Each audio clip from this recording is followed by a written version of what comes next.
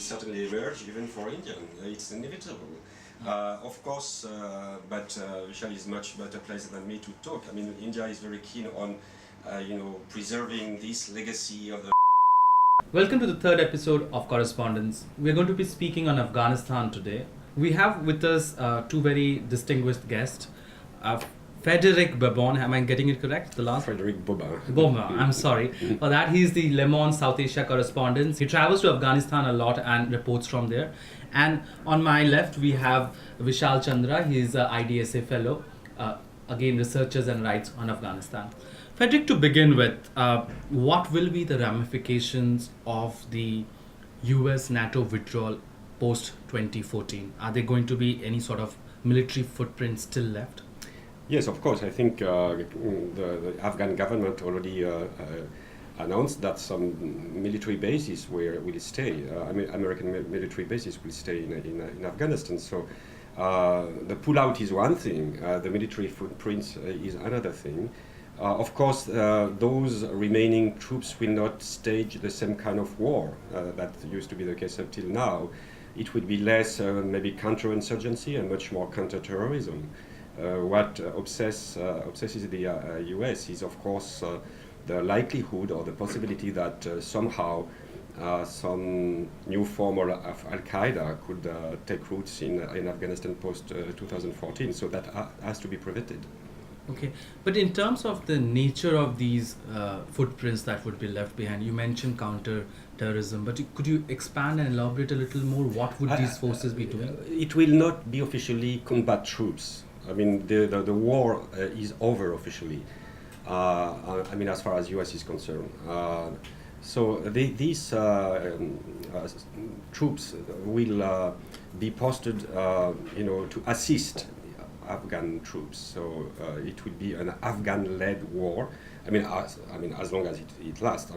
Then there would be one day of peace. But until then, there will still be a war, and this war will be, led by the Afghan troops, which might need, from time to time, some kind of US support. What probably we need to wait and see is how the bilateral security agreement comes through, the terms and conditions, because that actually is going to define the US and NATO's role post-2014, the nature and the scale of involvement post-2014, and how effective are they going to be.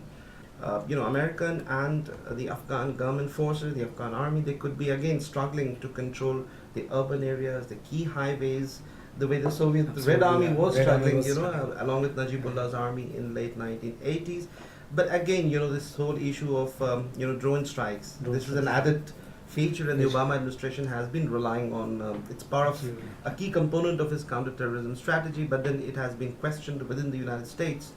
But I personally feel that with less number of troops, they'll have to rely more on special operations, they'll have to rely more on drone strikes, better intelligence, better coordination with the Afghan National Army. And there's also this thing that post the withdrawal, who will be the big players emerging? Will it be like as Pakistan is usually made out, or are we going to see a new contender emerging as one of the key players in this post 2014 NATO withdrawal? I think, somewhere the situation could actually be similar to late 1980s or early 90s.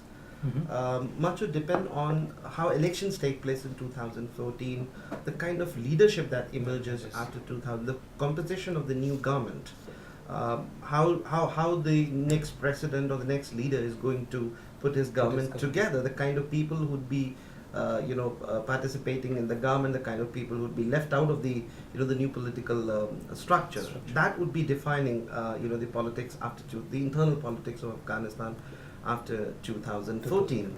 Frederick, we all speak about Pakistan, especially in India, when it comes to the involvement in Afghanistan.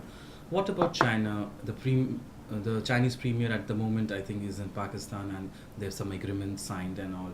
Is China going to have an upper hand because of its relationship with Pakistan in Afghanistan? Not only because of its relationship with Pakistan, but also because of its bilateral relationship with Afghanistan itself. Okay. It's very hard for Western companies to compete with Chinese state-owned companies, and the Afghan government is very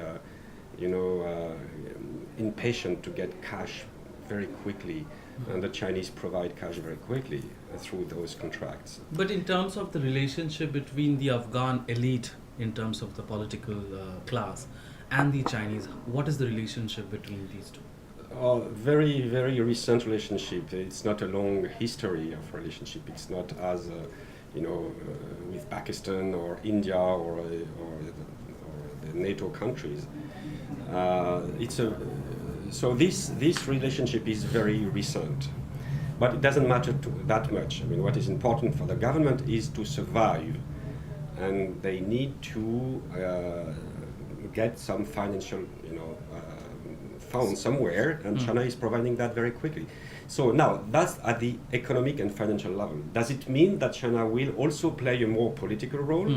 Of course, China will play an increasing political role, but it's very recent now. So we have to see. They will try to use, the Shanghai Cooperation Organization, which bring together Central Asia states, and that will provide a sort of platform for China to project itself on the Afghan theater.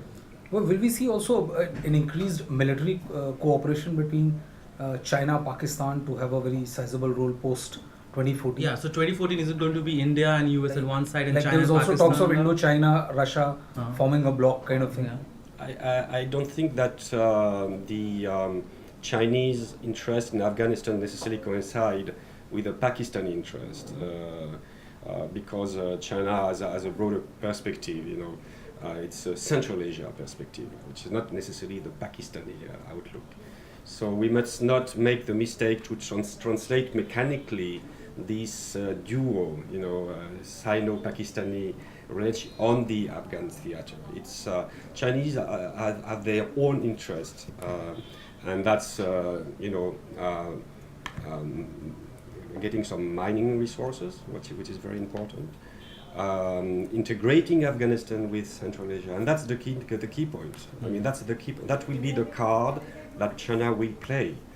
They will explain to the Afghan government, if you want to survive post 2014, you have to integrate yourself to Central Asia. Vishal, there's also one question that Karzai is on his way out, and there's a growing talk that the country might slip into a civil war.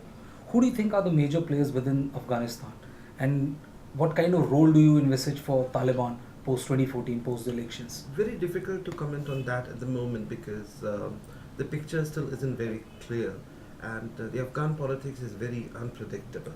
If you look into the history of the Afghan civil war, you'll come across bizarre alliances taking place, the most unexpected alliances. It's about power politics. But of course, the groups up in the north are pretty fragmented at the moment. The Pashtun leadership is again very fragmented. So what we are seeing at the moment is a very fragmented polity in Afghanistan. So it's very difficult to identify certain faces, certain people who might emerge after 2014, as leaders. So, but then there are a lot of factors which are going to play about as elections, as Afghanistan approaches the election date. US, they have their own interests. Now, if they are looking at long-term involvement or long-term presence in Afghanistan, I mean, they have been talking about decade of transformation beginning from 2015 to 2024. So they need a system, an arrangement whereby the US interests are taken care of. Then Pakistan, they too have their own influences. Recently, Hizb Islami, they carried out a very big attack in Kabul. Now there's a lot of signaling going on at the moment, and there's a lot of turf war not only among the the political groups in the north or between north and south, but there's a turf war going on among the insurgent groups, Taliban and Hizb Islami and Haqqanis, because eastern Afghanistan is again very critical to these groups. But Frederick, going on more specifically into the role for Taliban, we know that US did try to negotiate. There were talks about